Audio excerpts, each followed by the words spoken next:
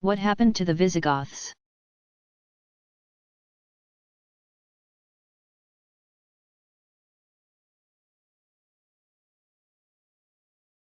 When both the Visigoths and Ostrogoths were attacked by the Huns in 370, the Visigoths fared better. Many of them fleeing into a Roman province. In 378 the Visigoths rebelled against the Roman authorities. On horseback, they fought the Battle of Adrianople, in present-day Turkey, destroying a Roman army and killing Rome's eastern emperor, Valens, c. 328–378. The Visigoths' introduction of the cavalry. Troops trained to fight on horseback.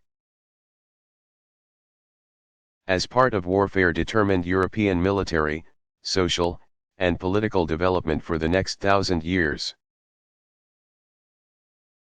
After the Battle of Adrianople, the Visigoths moved into Italy. And under the leadership of their ruler, Alaric, c. 370–410, sacked Rome in 410, an event that signaled the beginning of the decline of the Roman Empire. After the success of the Visigoths, one tribe after another invaded the empire. The Visigoths continued westward into Gaul, and there set up a monarchy that consisted of much of France and Spain and was centered in Toulouse. But in 507 they were driven out by the Franks, and the Visigoths withdrew into the Iberian Peninsula, present-day Spain and Portugal. Toledo was established as the capital of the Visigoth kingdom in 534. Roderick, or Rodrigo, the last of the Visigoth kings in Spain, was defeated and killed in 711 during a battle with the Muslims, Moors, who invaded from northern Africa. The Muslims went on to rule most of the Iberian Peninsula until the mid-1400s.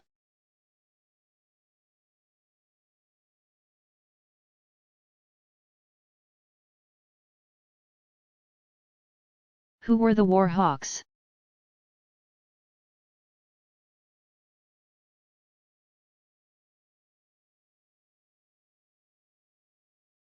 The Warhawks were a group of Republicans in the U.S. Congress who advocated war with Great Britain. Elected in 1810, the congressmen took office in 1811, the failure of the Erskine Agreement fresh in their memories. That bit of 1809 diplomacy, arranged by British minister to the United States George Erskine and the then U.S. Secretary of State James Madison, 1751–1836. Would have provided for the suspension of Britain's maritime practices that interfered with U.S. shipping. But the agreement fell apart when Erskine was recalled from office. The relationship between the United States and Great Britain, tenuous since 1807 due to trade embargoes and the impressment of American sailors into British service, deteriorated. The newly elected congressmen were tired of the failure of diplomacy to resolve maritime problems with the British. They further felt that the British were challenging the young United States through their policies, which purportedly included British aid to American Indians in the Northwest. Warhawk leader Henry Clay, 1777–1852, was named Speaker of the House. And Congress soon passed a series of resolutions to strengthen the Army and Navy. When Congress was called upon by President James Madison to declare war on the British in June of 1812, it was the war hawks who swung the close vote. Thus the War of 1812 was declared. Some historians believe the true motive behind the war hawks was not resolution of the shipping problems, but rather the desire to annex parts of southern Canada to the United States.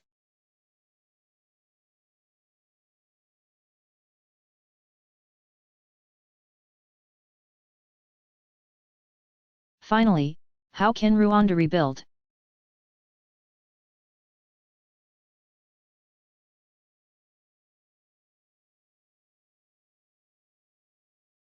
The governing Tutsis have been able to enforce a calm on the tiny landlocked nation.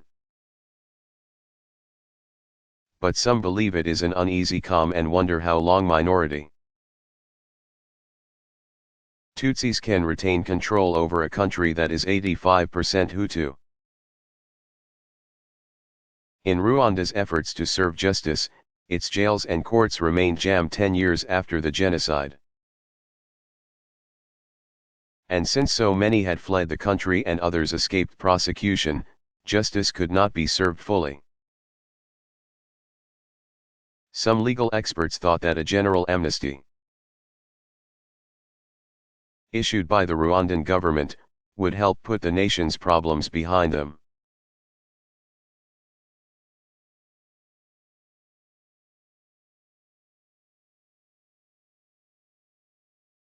Who was Emmeline Pankhurst?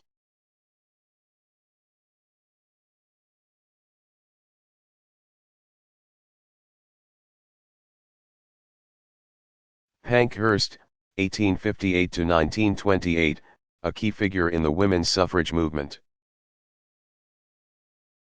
was a militant reformer who waged a decades-long battle to win the vote for women in Great Britain. Pankhurst's sometimes radical campaign greatly influenced her American counterparts. Though she held various municipal offices and was married to an influential barrister, Richard Marsden Pankhurst, she worked for change primarily through the organizations she founded. In 1889 she organized the Women's Franchise League. And 5 years later the group's work secured the right of all women, married and unmarried, to vote in local elections. She went on to found the Women's Social and Political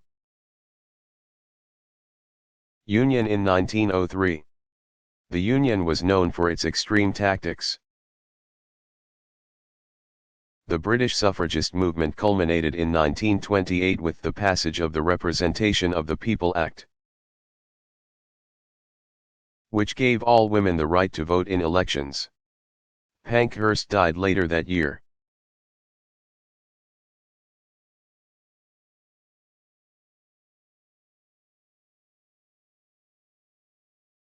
What are the Geneva Conventions?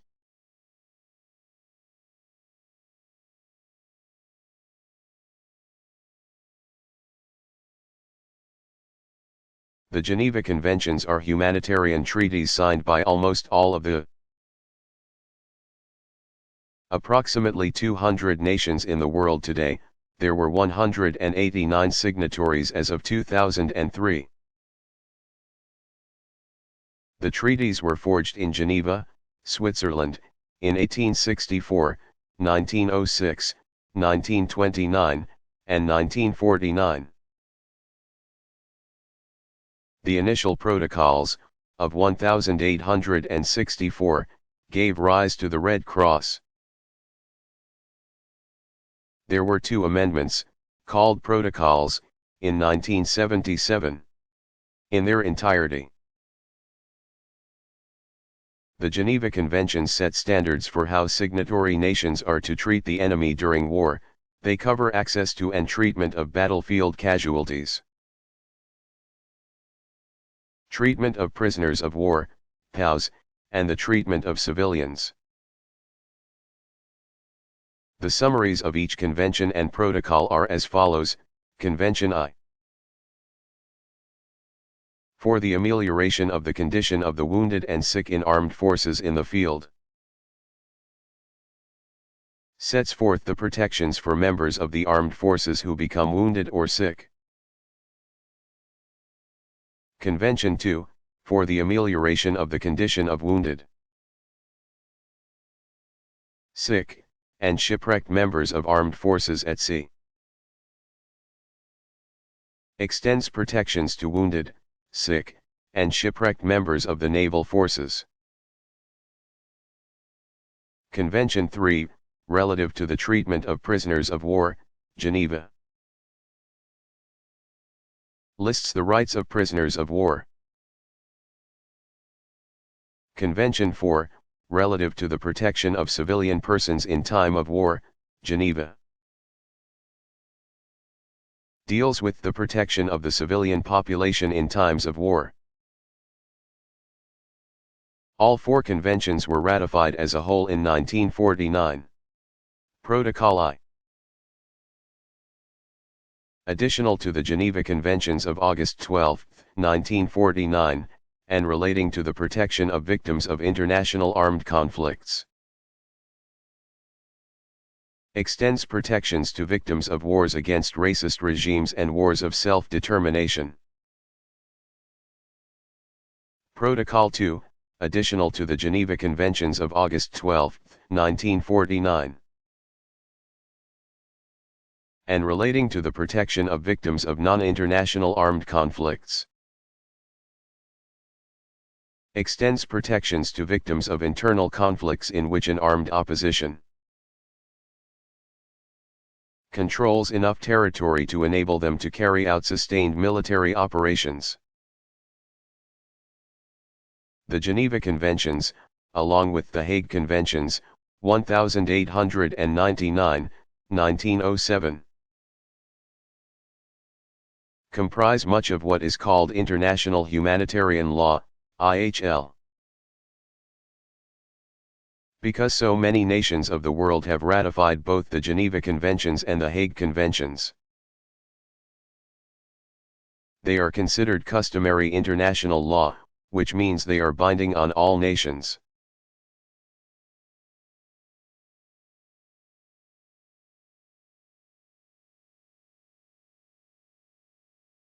When were the major waves of immigration to the United States?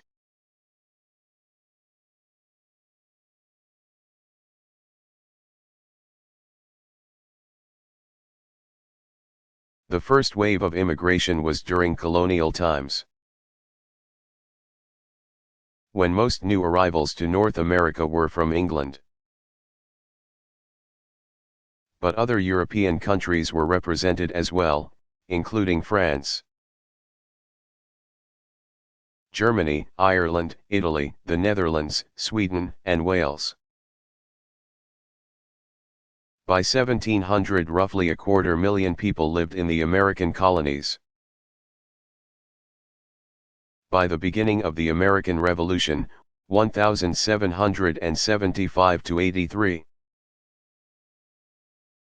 the number had climbed to 700,000. Some of these new arrivals had been encouraged to immigrate by Virginia's head right system. Englishmen who could pay their own Atlantic crossing were granted 50 acres of land. Each of their sons and servants were also granted an additional 50 acres. Other colonies also adopted the head right system, with the land amounts varying in each. Other immigrants in this first wave were poor and could not afford the price of the transatlantic passage. By signing a contract agreeing to work as an indentured servant for a period of typically 3 to 7 years, their fare was paid by their future master. At the end of this period, the servant became a freeman and was usually granted land, tools, or money by the former master. During the American Revolution and for several decades after, the flow of immigrants into the new country slowed. A second wave of immigration began in 1820. During the next 50 years, nearly 7.5 million newcomers arrived in the United States. Many were Irish who escaped the effects of the Great Famine back home. Settling the cities along the eastern U.S. seaboard. An equal number, roughly a third, were German, who settled the nation's interior farmlands, particularly the Midwest. An economic depression in the 1870s stemmed the tide of immigrants, but only for a short time. Between 1881 and 1920 a third wave brought more than 23 million immigrants to American shores. These new arrivals were largely from Eastern and Southern Europe. German immigration reached its peak in 1882. In 1883 the United States saw the peak of immigration from Denmark, Norway, Sweden, Switzerland, the Netherlands, and China. Just after the turn of the century, in 1902, U.S. immigration set new records as people from Italy, Austro-Hungary, and Russia made the transatlantic journey. Between 1920 and 1965 immigration slowed. In the last 3.5 decades of the 20th century and into the 21st, a fourth wave of immigration has taken place. In spring 1998 the U.S. Census Bureau released a report citing that 9.6% of American residents are foreign-born, or roughly 1 in every 10. This is the highest percentage reported since the 1930s, when 11.6% of U.S. residents were natives of another country, a result of the third wave of immigration, 1881 to 1920. However, the origin countries have shifted. Latin Americans now account for about half of all new arrivals. 1/4 are Asian-born, and 1/5 are European.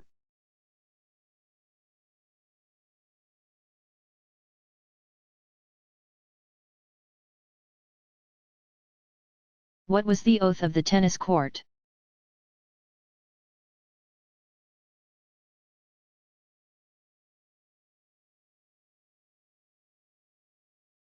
It was the oath taken in June 1789 by a group of representatives of France's Third Estate who, having been rejected by King Louis XVI, 1754 to 1793, and the First and the Second Estates, vowed to form a French National Assembly and write their own constitution. The pledge set off a string of events that began the French Revolution, 1789 to 99. French society had long been divided into three classes, called estates. Members of the clergy were the first estate, nobles comprised the second, and everyone else made up the third. When philosophers such as Jean-Jacques Rousseau, 1712 to 1778, came along and challenged the king's supreme authority by promoting the idea that the right to rule came not from God but from the people, it fueled the discontent felt by the long-suffering peasants and the prosperous middle class who paid most of the taxes to run the government but who had no voice in it. In short, these people were the disenfranchised Third Estate. A government financial crisis brought on by the expense of war forced King Louis XVI to reluctantly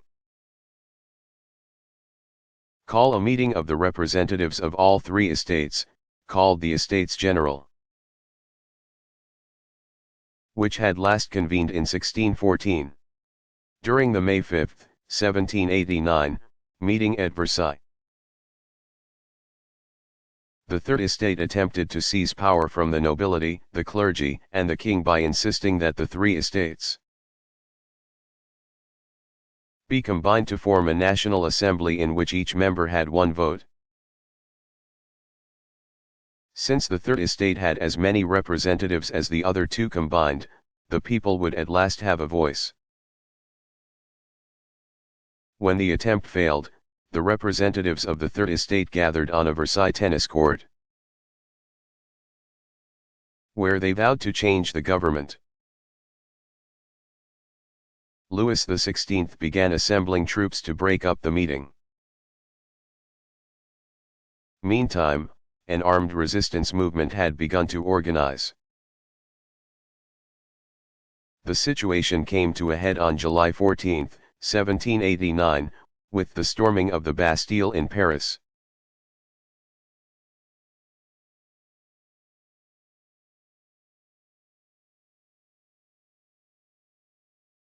When was anesthesia first used?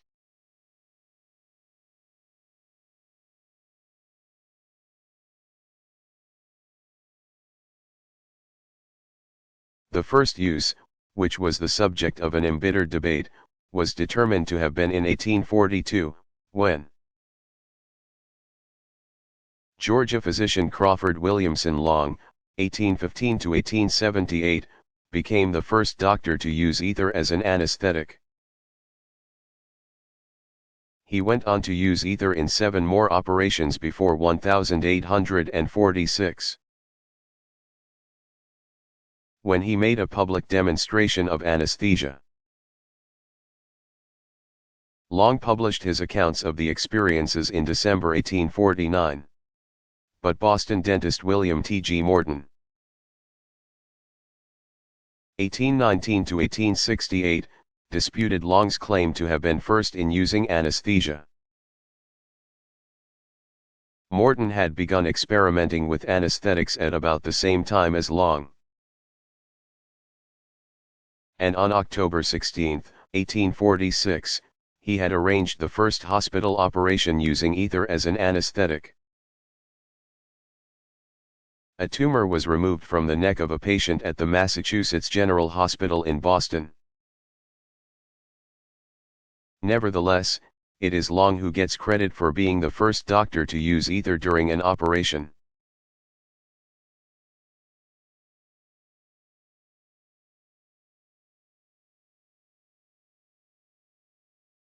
What was the Counter-Reformation?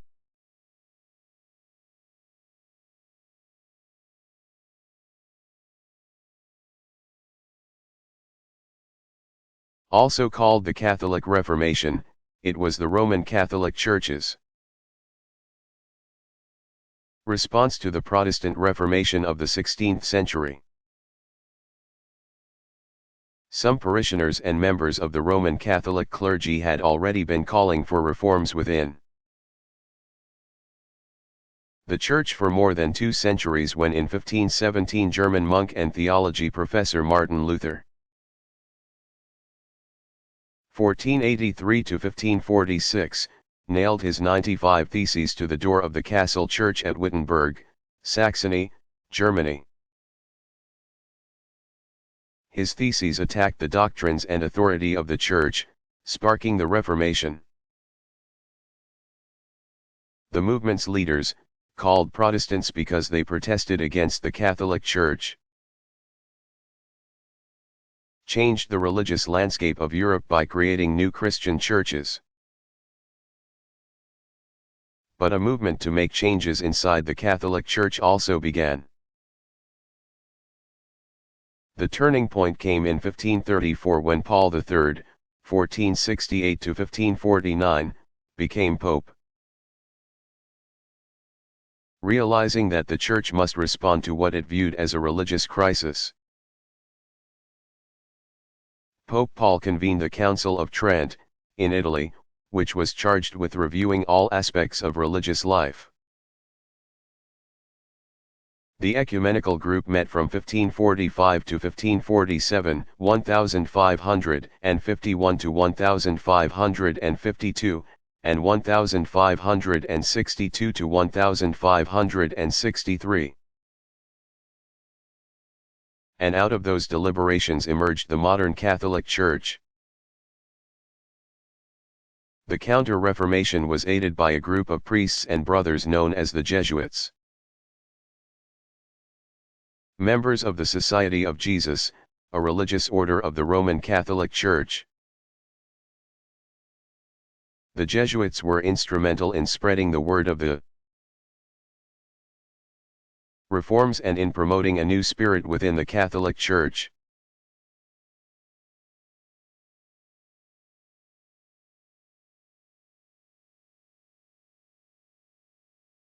What happened at Trafalgar?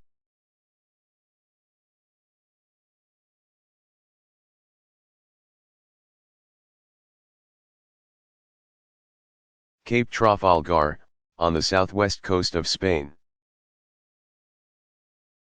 was in 1805 the scene of a decisive victory for Great Britain over Napoleon Bonaparte's 1769–1821 navy. Other than a one-year respite in 1802, France and Britain had been at war with each other since 1793. Napoleon remained determined to conquer Britain, just as he had most of continental Europe. But when his fleets met those of decorated English Admiral Horatio Nelson, 1758–1805, off the coast of Spain, the certain defeat and destruction of Napoleon's navy ended the emperor's hopes of invading England.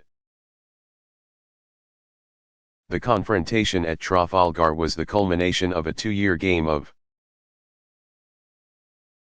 cat and mouse between Nelson's fleets and the French under the direction of Admiral Villeneuve. 1763–1806, whose sole objective it was to invade Britain. To prevent this from happening, in 1803 Nelson began a two-year blockade of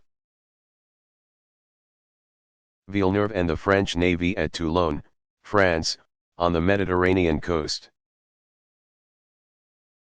When the French fleets escaped Toulon, attempting to lure the British out to sea, Nelson chased them all the way across the Atlantic to the West Indies and back before the showdown off Spain's coast, where the French were joined by Spanish fleets.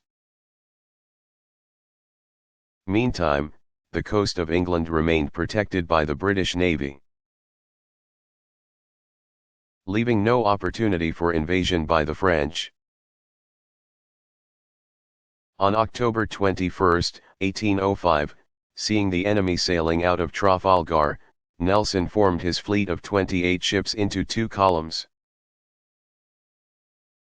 intending to divide and conquer the combined French and Spanish force of 33 ships. About noon that day, as they prepared for the confrontation, Admiral Nelson sent out one of the most famous commands of naval history: "England expects that every man will do his duty." While the British prevailed, destroying Napoleon's fleet in less than 4 hours' time.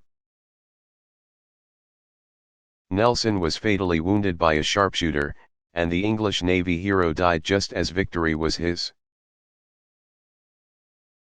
The brave Nelson had seen fate coming, the night before Trafalgar.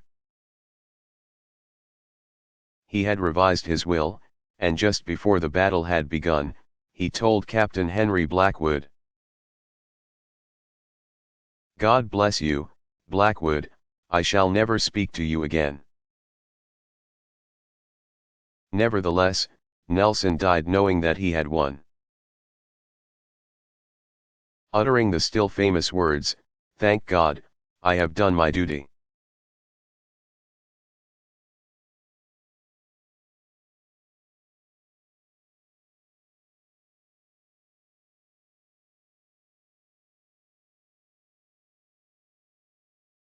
What impact have VCRs and digital recorders had on television viewing?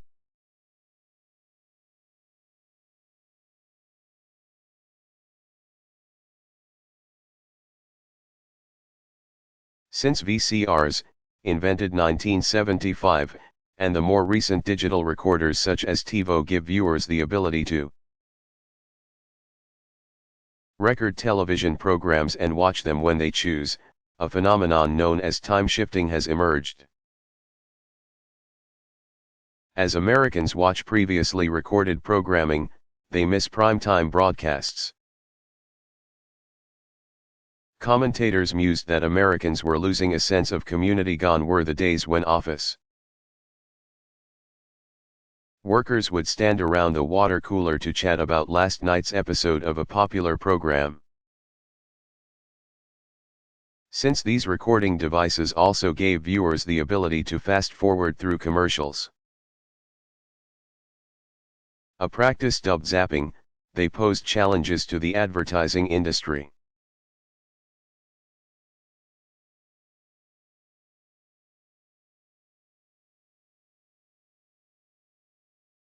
How are amendments made to the U.S. Constitution?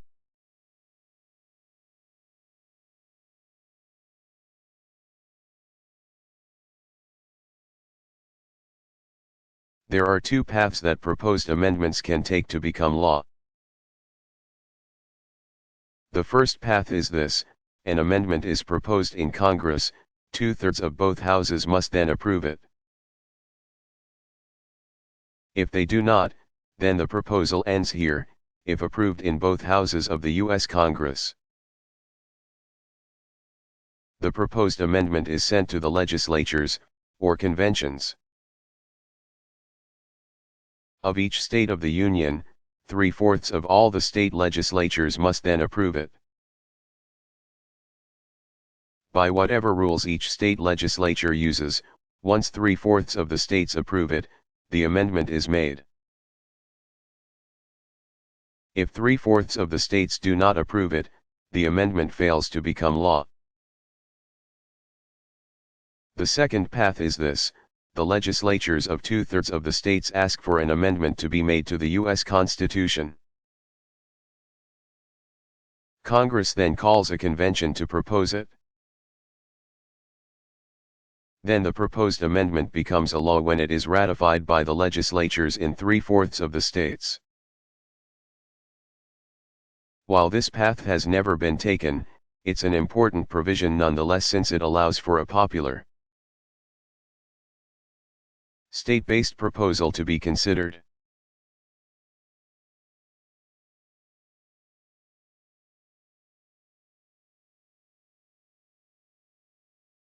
Was Indira Gandhi related to Mohandas Gandhi?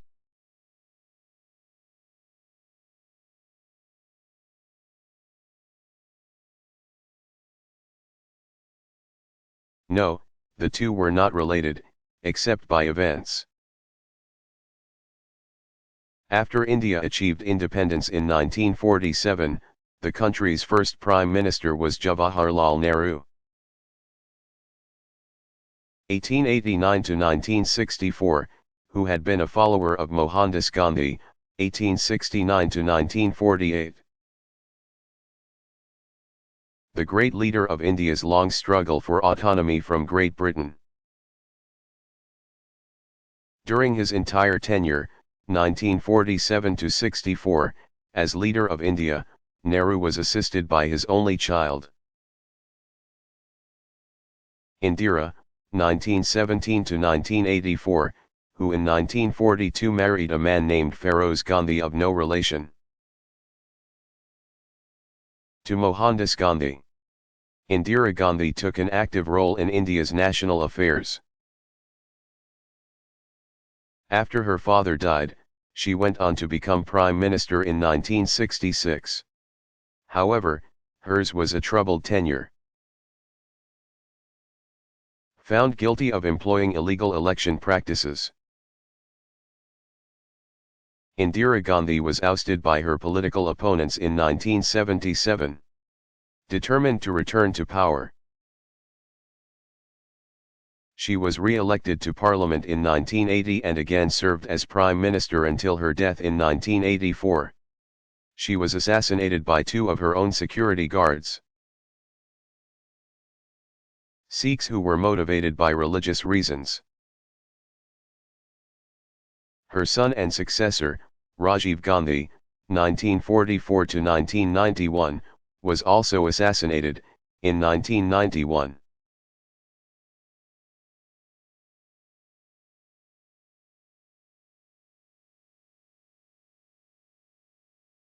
Has the flu reached epidemic proportions?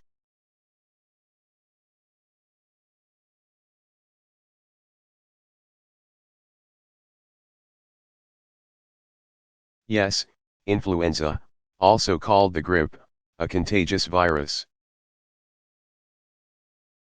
has reached worldwide epidemic proportions 3 times in the 20th century alone.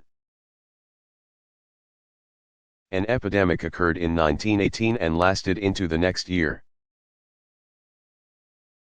20 million people died across the globe, including 500,000 Americans. Many of these deaths occurred as a result of secondary infections. In patients whose immune systems were weakened by the flu. The advent of antibiotics, which became commercially available in 1945, helped prevent any subsequent flu outbreak from becoming so deadly. From 1957 to 1958, the Asian flu caused a worldwide epidemic. And from 1968 to 1969, the Hong Kong flu spread quickly to cause an epidemic. But dramatically fewer deaths were caused in these years due to the availability of antibiotics to control secondary infections.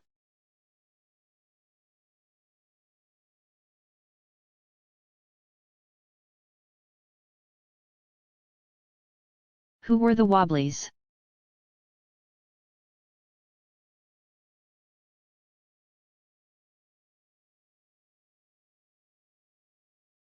The Wobblies were the early radical members of the Industrial Workers of the World. IWW, a union founded in 1905 by the leaders of 43 labor organizations.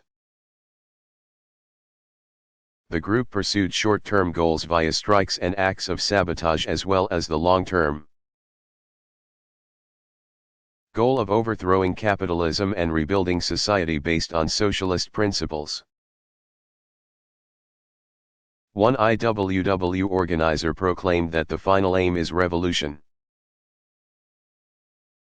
Their extremist views and tactics attracted national attention, making IWW and Wobblies household terms during the early decades of the 20th century. Founded and led by miner and socialist William Big Bill Haywood. 1869 to 1928, and mine workers agitator Mary Mother Jones, 1830 to 1930, the IWW aimed to unite all workers in a camp, mine, or factory for the eventual takeover of the industrial facility. The union organized strikes in lumber and mining camps in the West, in the steel mills of Pennsylvania, and in the textile mills of New England. The leadership advocated the use of violence to achieve its revolutionary goals and opposed mediation. Negotiations moderated by a neutral third party, collective bargaining. Bargaining between worker representatives and an employer, and arbitration, third-party mediation. The group declined during World War I, 1914-18. When the IWW led strikes that were suppressed by the federal government. The organization's leaders were arrested and the organization weakened.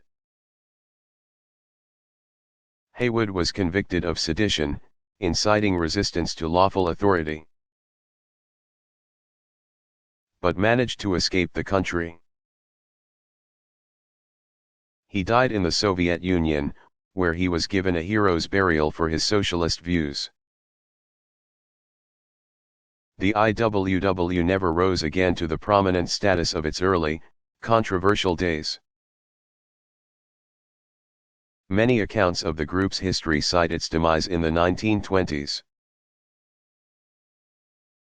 But, according to its own statement, the organization continued to enjoy a more or less continuous existence into the 21st century. As the IWW prepared to celebrate its 100th anniversary in 2005, it continued to promote its original goal of organizing workers by industry rather than trade. Under the IWW's scheme, workers around the world would organize into one big union divided into 6 camps or departments: agriculture and fisheries, mining and minerals, general construction, manufacture and general production, transportation and communication, and public service. In the early 2000s, the IWW had a few dozen member unions in the United States, as well as branches in Australia, Japan, Canada, and the British Isles.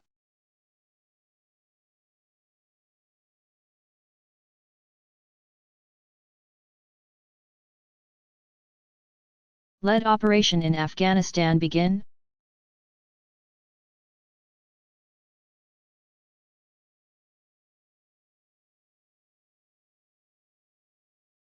Joined principally by the United Kingdom, the U.S.-led military strikes on Afghanistan began on October 7, 2001 to 26 days after the terrorist attacks on the U.S. homeland. The goals were to weaken the Taliban government and root out terrorist cells in the Mideast nation. Al-Qaeda leader Osama bin Laden, 1957, the suspected 9/11 mastermind, was also a target. The strikes on Afghanistan, which the United States called Operation Enduring Freedom, OEF, were the first in the new war on terror. OEF's primary goal, ousting the ruling Taliban government, was achieved relatively quickly. By mid-November, the combined efforts of the U.S. military, British, and Afghanistan's Northern Alliance managed to take control of major cities, including the capital of Kabul. In late December, an interim government was established at an unconvened conference in Bonn, Germany.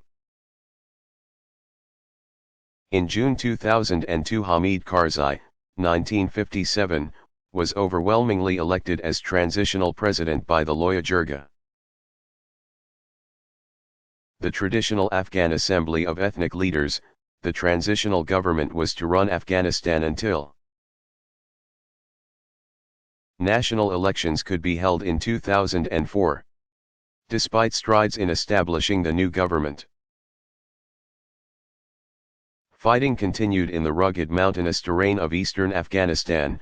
Operation Anaconda was the name given to the U.S. military's effort to combat Taliban pockets of resistance, root out terrorist cells, and capture key al-Qaeda leaders, including Osama bin Laden, though he had reportedly fled to neighboring Pakistan. Violence also preceded the October 2004 election.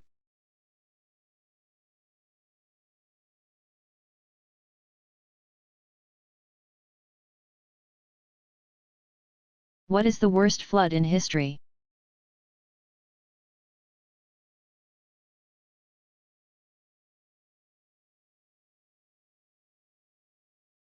The worst flood to date occurred in China in 1887, when more than 900,000 people died as the Huanghe Yellow River overflowed. China is particularly susceptible to severe and regular flooding. the Huanghe River alone typically floods 2 out of every 3 years. And because river valleys are densely populated, the human toll is often great. A 1939 flood in North China claimed more than 500,000 lives.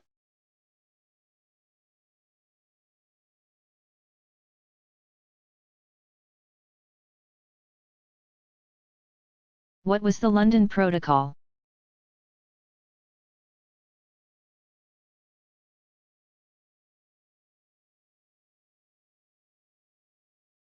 The 1830 decree recognized an independent Greek nation.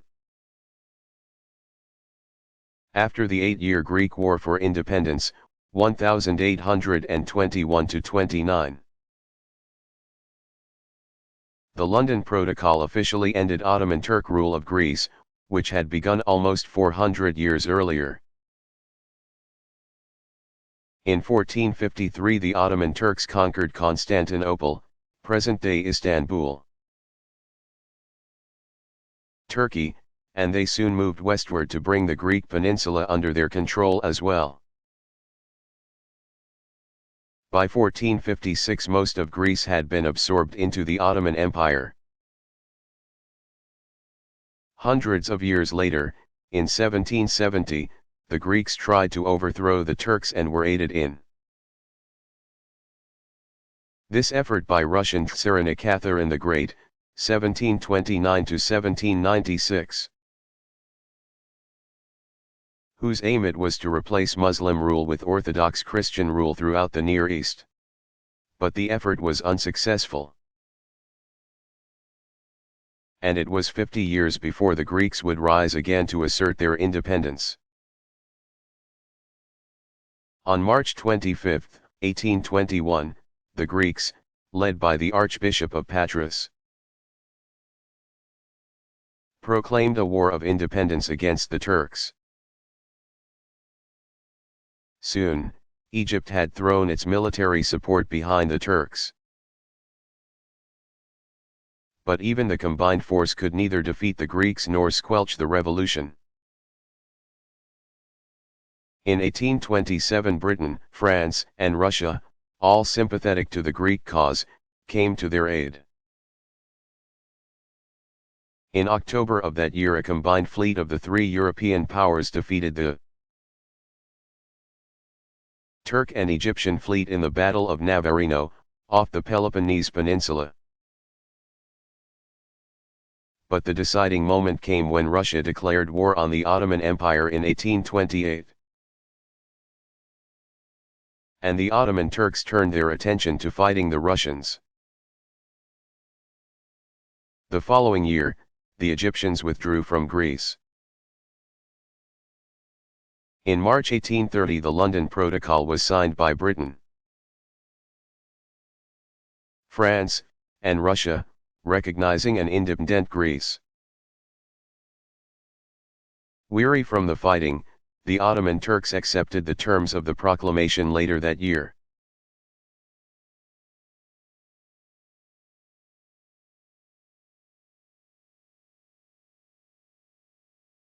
What happened at 3 Mile Island?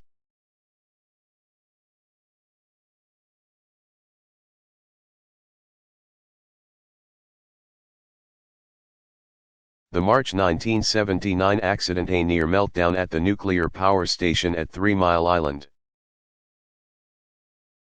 outside Middletown, Pennsylvania, near Harrisburg, was eventually contained. Had it not been, the damage would have been on a level with that of the Chernobyl,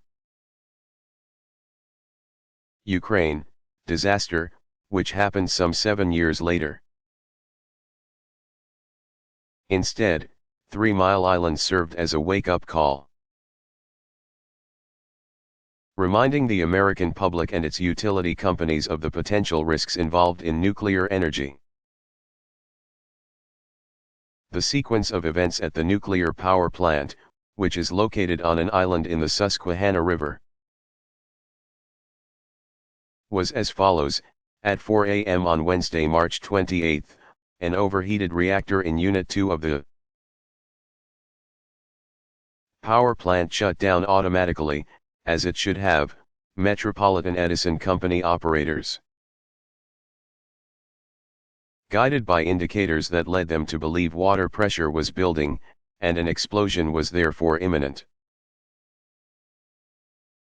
Shut down those pumps that were still operating. The shutdown of all the pumps caused the reactor to heat further. Then, tons of water poured out through a valve that was stuck open. This water overflowed into an auxiliary building through another valve that was mistakenly left open.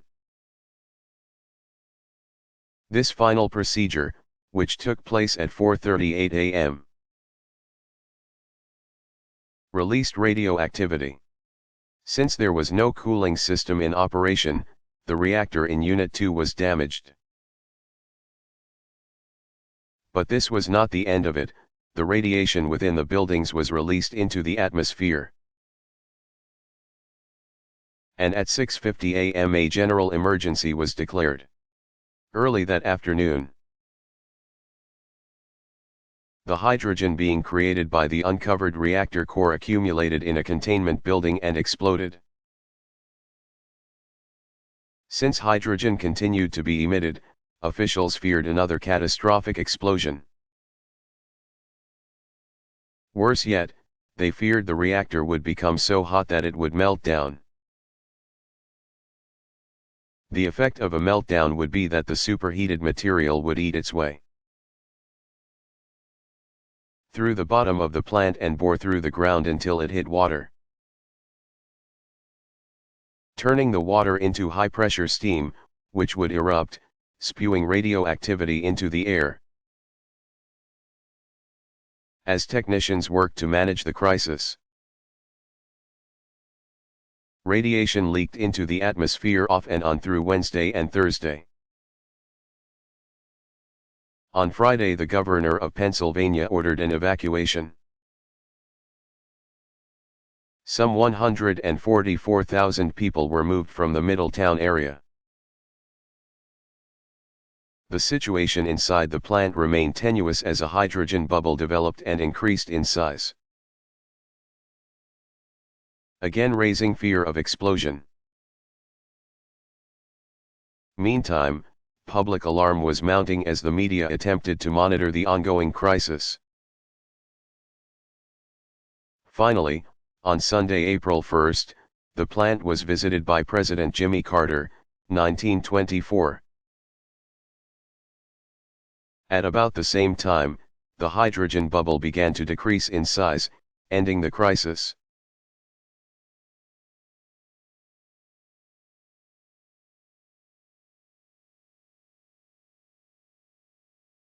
Did the American colonies have any allies in their fight against the British?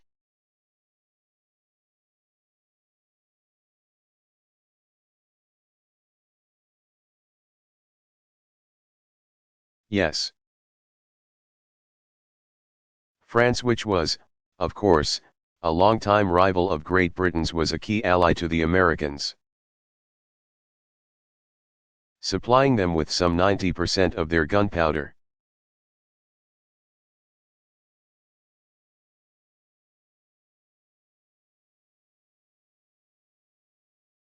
What was the 9/11's commission?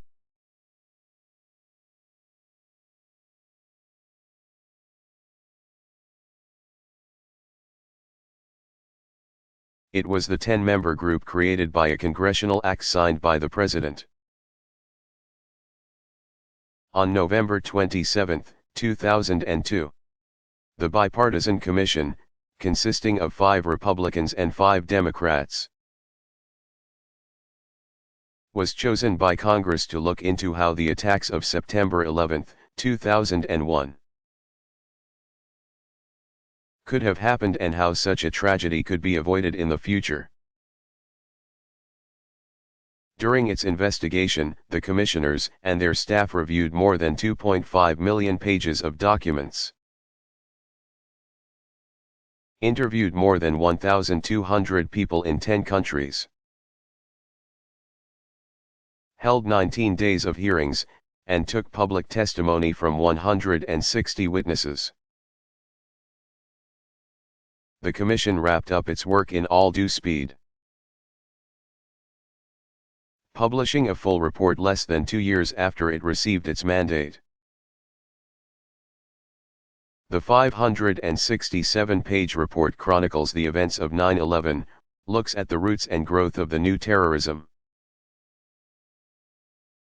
reviews the U.S. response to the attacks and to previous assaults, including the August 1998 U.S. Embassy bombings in Kenya and Tanzania, and recommends changes to prevent further terrorist strikes. The report was made available as a book and an online document, presented to the American people for their consideration. Among the key disclosures in the report were that the Commission found no credible evidence that Iraq and Al-Qaeda cooperated on the attacks against the United States.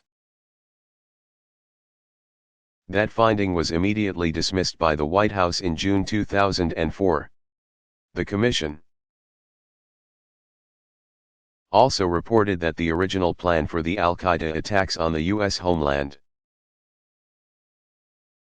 included a total of 10 hijacked airplanes, striking targets on the east and west coasts. The plan was dismissed by Al-Qaeda leader Osama bin Laden as too complex. In the aftermath of the 9/11 attacks and the U.S.-led retaliatory strikes on Afghanistan, the Commission believed that Al-Qaeda had become more decentralized, with cell leaders assuming greater authority for decision-making.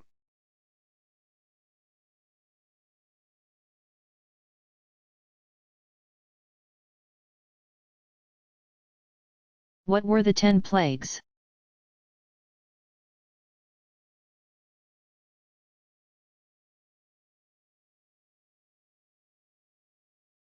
The 10 plagues were delivered by God to the people of Egypt as a way of convincing the Pharaoh that he was to let the Israelites go so Moses could lead them out of bondage and into the promised land. The plagues were, in the order described in Exodus: 1. Water turned into blood, 2. Frogs, 3. Gnats, 4. Flies, 5. Pestilence, 6. Boils, 7. Hail, 8. Locusts, 9. Darkness, and 10. Death of the firstborn. It was not until the 10th plague had been delivered that the Pharaoh agreed to let the Israelites leave.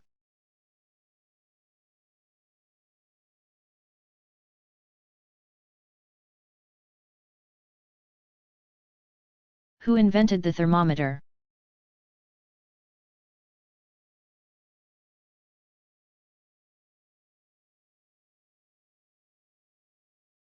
While the Greeks made simple thermometers as early as the 1st century B.C., it wasn't until Galileo, 1564 to 1642, that a real thermometer was invented. It was an air thermometer, in which a colored liquid was driven down by the expansion of air, so that as the air got warmer, and expanded, the liquid dropped. This is unlike ordinary thermometers in use today, which rely on the colored liquid of mercury to rise as it gets warmer.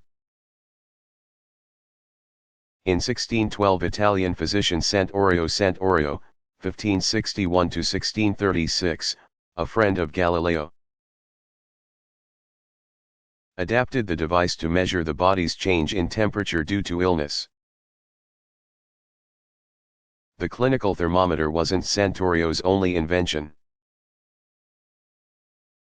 As the first doctor to use precision instruments in the practice of medicine, Sant'Orio also developed the pulse clock. It was a full century though before thermometers had a fixed scale. This was provided by German physicist Daniel Fahrenheit. 1686 to 1736, who in 1714 invented the mercury thermometer.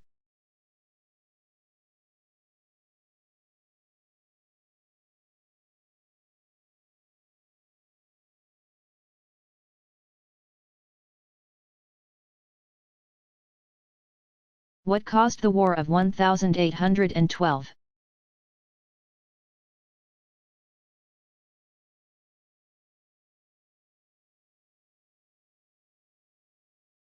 The war between the young United States and powerful Great Britain largely came about because of France.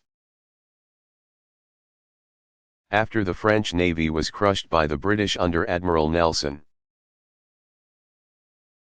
1758 to 1805, at the Battle of Trafalgar, Napoleon turned to economic warfare in his long struggle with the British.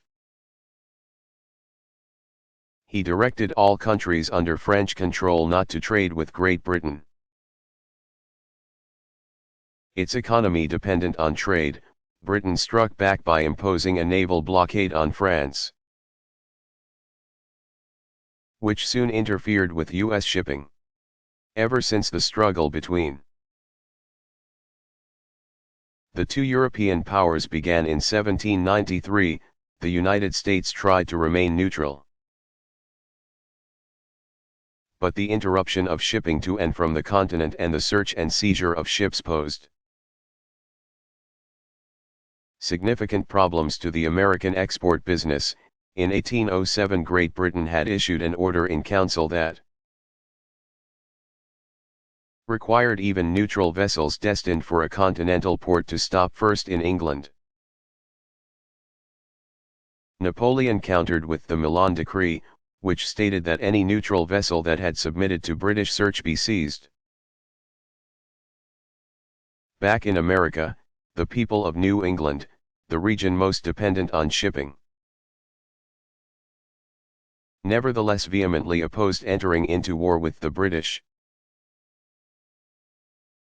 But the country's economy was depressed as a result of the interruption of exports. And the U.S. Congress declared war on June 18, 1812. In these days before telegraph and radio, the United States did not know that 2 days before, on June 16, Britain had withdrawn its orders in council,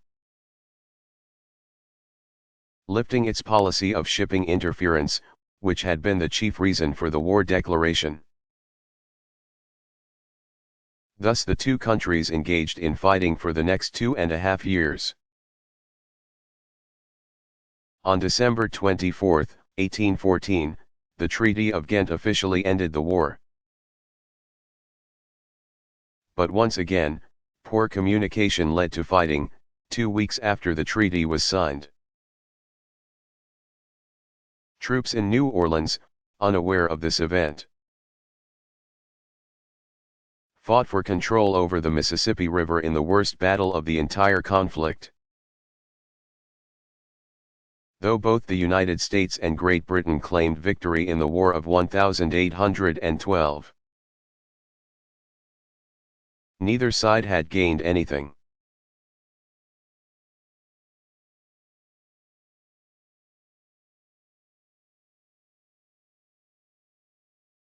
How old is tennis?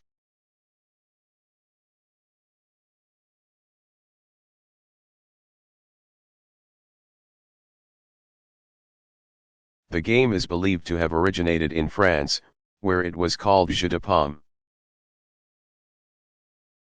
meaning game of the palm, in the 1100s or 1200s.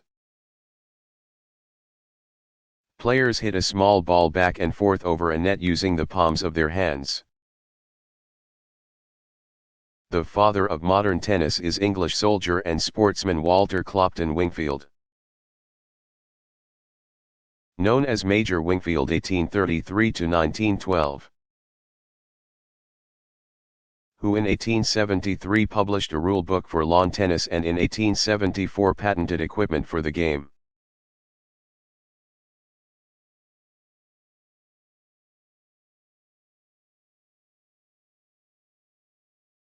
Why was President Clinton impeached?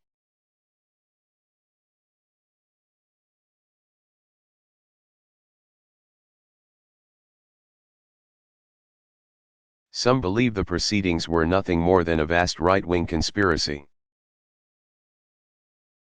A term coined by First Lady Hillary Rodham Clinton, 1947, early in 1998.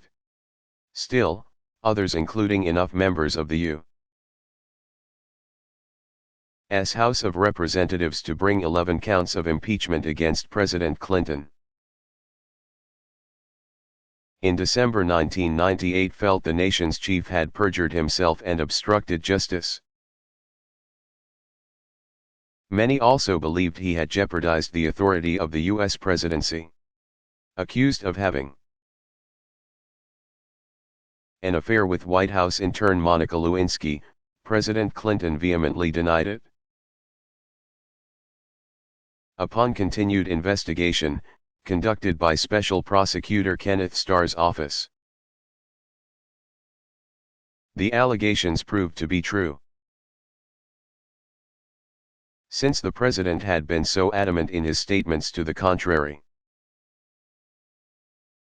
evidence began to accumulate that he had lied about his relationship with the young woman and that he had tried to cover up the matter. Many believed the charges against Clinton did not constitute the high crimes and misdemeanors called for by the U.S. Constitution to remove a president from office. Nevertheless, in January 1999 the U.S. Senate organized itself to hear the charges against the president. When the trial concluded in February, Clinton was acquitted of both perjury and obstruction of justice. He served out his second term and left office with high approval ratings. Despite being the subject of the longest criminal investigation of a president in history, the Clinton impeachment was the first time the federal legislature had convened itself as a court in more than 130 years since the impeachment hearings of President Andrew Johnson, 1808 to 1875, in 1868.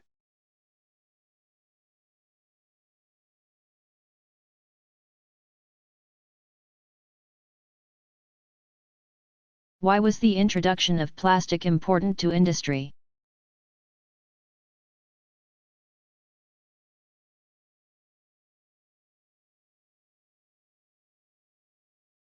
Pioneered in the early 1900s, plastic, which is any synthetic organic material that can be molded under heat and pressure to retain a shape, affected every industry and every consumer.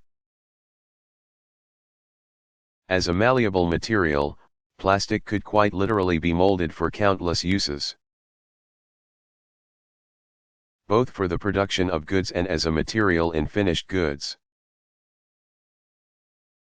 In 1909 Bakelite plastic was introduced, and over the next 3 decades the plastics industry grew,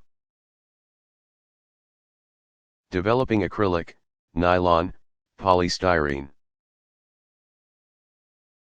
and vinyl, polyvinyl chloride or PVC, in the 1930s, and polyesters in the 1940s. The applications seemed endless, from household items such as hosiery, clocks, radios, toys, flooring, food containers, bags, electric plugs, and garden hoses, to commercial uses such as automobile bodies and parts, airplane windows, boat hulls, packaging, and building materials. The space industry and medicine have also found critical uses for plastic products. Scientists have continued to find new applications for plastics in products such as compact discs, CDs, computer diskettes, outdoor furniture, and personal computers, PCs. The material has become essential to modern life.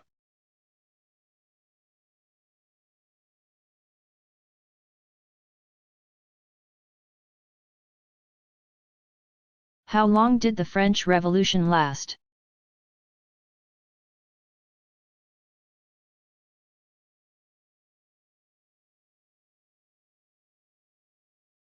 The revolution lasted some 10 years, and it grew increasingly violent as it progressed. It began in mid-1789 when the government found itself nearly bankrupt, and due to festering discontent among the commoners. The prosperous middle class included, that crisis quickly grew into a movement of reform. The revolution ended in 1799 when French General Napoleon Bonaparte 1769 to 1821, seized control of the government. Democracy had not been established in France, but the revolution had ended the supreme authority of the king, had strengthened the middle class, and had sent the message across Europe that the tenets of liberty and equality are not to be ignored.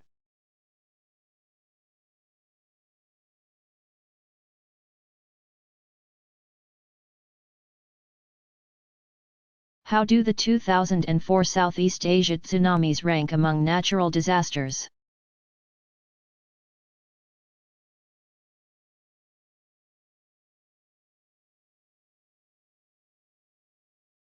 The Southeast Asia tsunamis killed more people than any tsunami ever recorded. The series of seismic waves that rushed across the Indian Ocean on December 26, 2004, caused damage of biblical proportions and prompted a humanitarian rescue and aid effort on an unprecedented scale. That morning a 9.0 earthquake occurred off the northwestern tip of the island of Sumatra, Indonesia. Witnesses to the tsunamis reported that following the earthquake, ocean waters receded from shorelines hours before the giant waves roared in, washing over islands and sweeping through coastal villages in 12 countries, including Indonesia, Myanmar, India, and Sri Lanka. The waves struck as far west as the coast of Africa. More than 150,000 people died in the disaster. Indonesia's death toll alone surpassed 85,000. The international response was immediate and reached into the billions of dollars. Nonetheless, relief efforts were hampered by remote island locations, the destruction of infrastructure, and ongoing conflicts in some areas. In the weeks following the tsunamis, officials recognized that the true death toll would take time to be known, since survivors had yet to be interviewed about relatives and friends who remained missing. It was expected that many had been washed out to sea and thus had not been counted in the initial death toll, which was based on body counts. A preliminary report from the World Bank put the damages at $4.5 billion in Indonesia alone. But officials acknowledged that it would take months to calculate damages. The earthquake that struck the morning of December 26, 2004, was the third biggest earthquake in the past 100 years, and the biggest since 1964, when a 9.2 magnitude trembler occurred off Alaska. Scientists believe that the Southeast Asia quake occurred about 6.2 miles beneath the ocean floor and caused a great protrusion in the seabed, generating waves that moved across the ocean in the early morning hours. Though probably not huge when they were out at sea, the waves grew higher as they approached shore, as tremendous volumes of water were forced to the surface.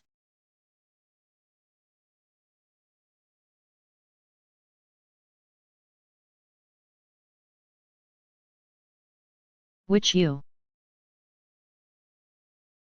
president held the first press conference?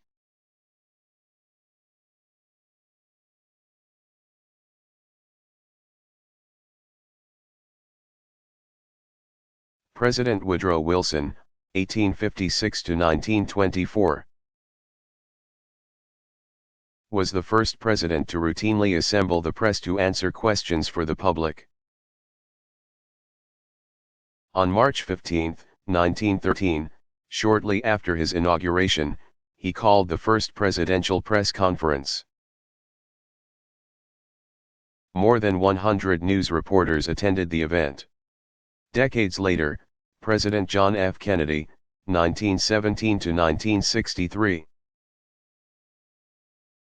became known for his frequent use of the televised press conference to directly communicate with Americans.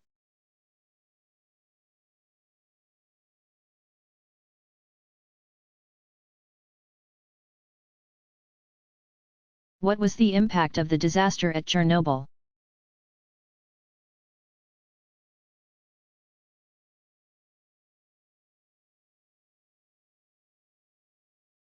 As the worst nuclear power plant disaster to date, the Chernobyl accident in 1986 had far-reaching effects.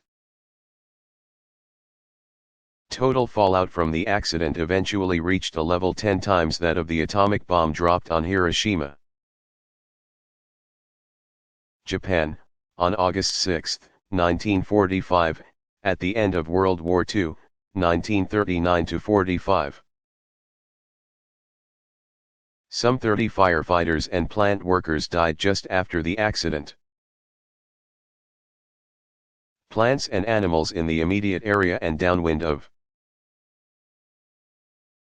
the plant were heavily contaminated with radioactive fallout.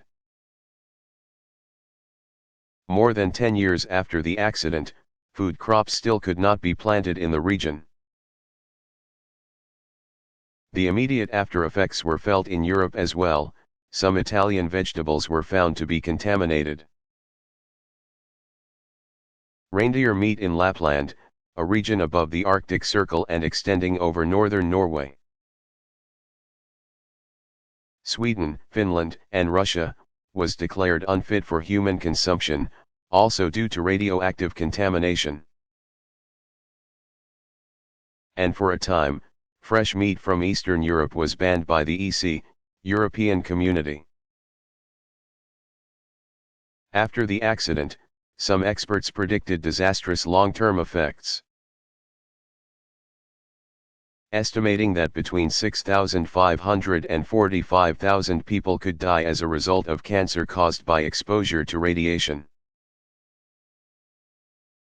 But a report issued by the World Health Organization, WHO, in 2000 concluded that there is no evidence of a major public health impact attributable to radiation exposure 14 years after the accident.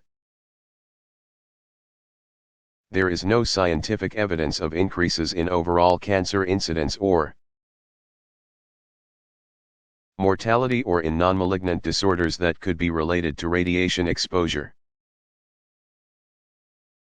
Since the type of nuclear power plant, called RMBK, in use in the former Soviet Union is no longer in operation elsewhere in the world, non-Soviet scientists had few lessons to learn from the event. One American nuclear expert remarked that most of the lessons from Chernobyl have been learned already and applied in the United States. However, opinion remained divided over the relative safety of nuclear power in general.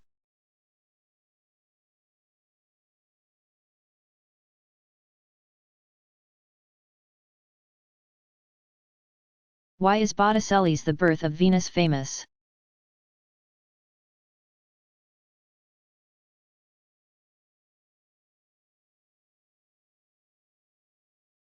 This immediately recognizable painting, c. 1482, is most likely known for its elegant figures, use of pictorial space, and decorative detail, which give the painting a tapestry effect. At the time it was painted, the presentation of a nude Venus was an innovation since The use of unclothed figures in art had been prohibited during the Middle Ages, 500-1350. Botticelli, however, felt free to render Venus in this way since the work was commissioned by Florence's powerful Medici family, who were his patrons. Under their protection, Botticelli could pursue the world of his imagination without fearing charges of paganism and infidelity.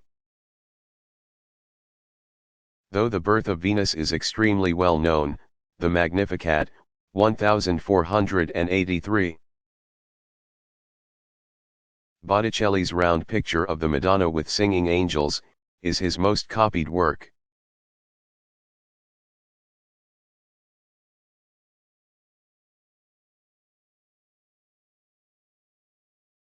Where does the word Pope come from?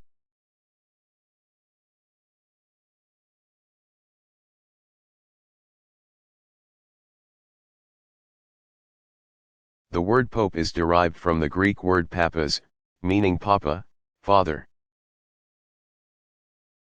The Pope is also referred to as the Holy Father, the Vicar of Christ, and Pontiff.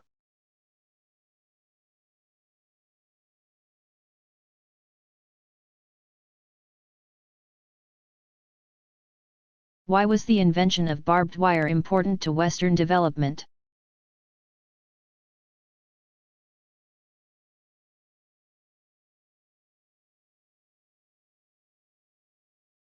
Barbed wire was commercially developed in 1874 by American inventor Joseph Glidden, 1813 to 1906.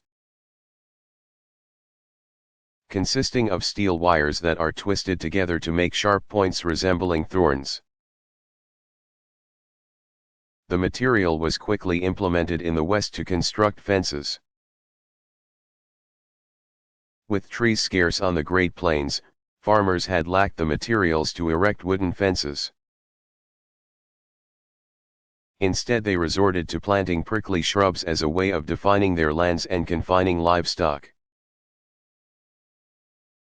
However, this method was not always effective. With the advent of barbed wire, farmers were able to fence in their acreage. Cattle owners became angered by small farmers who put up barbed wire. They had previously allowed livestock to roam the open plain. Fearing depletion of grazing lands, ranchers also began using barbed wire to fence tracts. Whether or not they could claim legal title to them. Disputes arose between ranchers and farmers. In 1885 President Grover Cleveland, 1837 to 1908, brought an end to illegal fencing, ordering officials to remove barbed wire from public lands and Indian reservations. Legal use of the material to define land claim boundaries brought the demise of the open range and helped speed agricultural development of the prairie.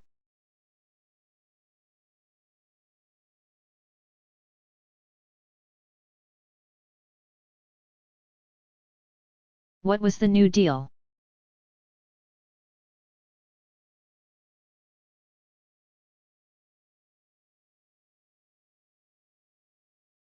While the Great Depression began with the stock market crash on Black Tuesday, October 29, 1929, many factors contributed to the financial crisis, including overproduction, limited foreign markets due to war debts that prevented trading, and overexpansion of credit, as well as stock market speculation. Soon the country was in the grips of a severe economic downturn that affected most every American. Some were harder hit than others, many lost their jobs, 16 million people were unemployed at the depth of the crisis. Accounting for about a third of the workforce, families were unable to make their mortgage payments and lost their homes. Hunger was widespread, since there was no money to buy food. The sight of people waiting in bread lines was a common one. It was amidst this crisis, which was soon felt overseas, that Franklin D. Roosevelt, 1882 to 1945, took office as president in 1933. In his inaugural address, he called for faith in America's future, saying, "The only thing we have to fear is fear itself." Roosevelt soon rolled out a program of domestic reforms called the New Deal. For the first time in American history, the federal government took a central role in organizing business and agriculture. Roosevelt initiated aid programs and directed relief in the form of public works programs that would put people back to work. The new government agencies that were set up included the Public Works Administration, Federal Deposit Insurance Corporation, Security and Exchange Commission, National Labor Relations Board, Tennessee Valley Association, the National Recovery Administration, and the Civilian Conservation Corps. These government organizations soon become known by their initials: PWA, FDIC, SEC, NLRB, TVA, NRA, CCC. Roosevelt's critics charged him with giving the federal government too much power and began calling his New Deal alphabet soup. The president became widely known as FDR. Though the New Deal measures alleviated the situation and did put some Americans back to work, the country did not pull out of the Depression until industry was called upon to step up production in order to provide arms, aircraft, vehicles, and supplies for the war effort. It was during the early days of World War II, 1939 to 45. The economy buoyed by military spending, that the nation finally recovered. Many New Deal agencies are still part of the federal government today.